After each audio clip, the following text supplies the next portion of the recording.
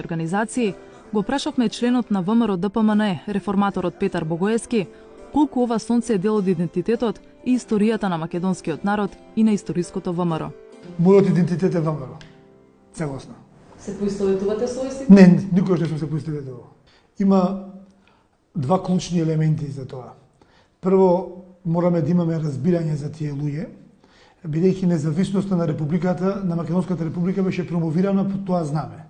Не по волја на македонците, него по волја на некој од Југославија стара. И тоа знаме стана на некој начин символ на македонштината, кажано во наводници. И сите тие кои го промовираат сонцето од Кутлеш, мислат дека со тоа прават штета, односно даваат отпор на Грција.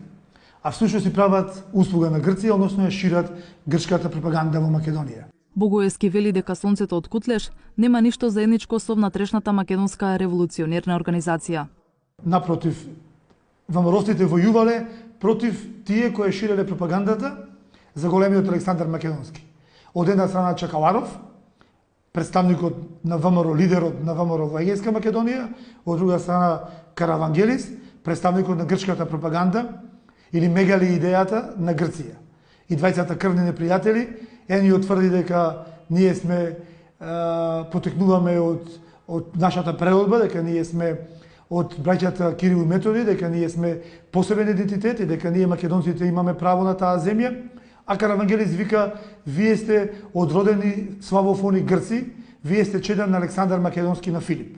Само што малце покасно открие на сонцето во Кутлеш. Така да, сите тие кои го користат сонцето во Кутлеш, де факто застануваат на страната на Каравангелис, а против Чекаларов. Но наспроти историската вистина е манипулацијата со фактите и емоциите, која не само што не стивнува, туку се чини дека допрва ќе се засилува. Доказ за тоа е загревањето на интернет просторот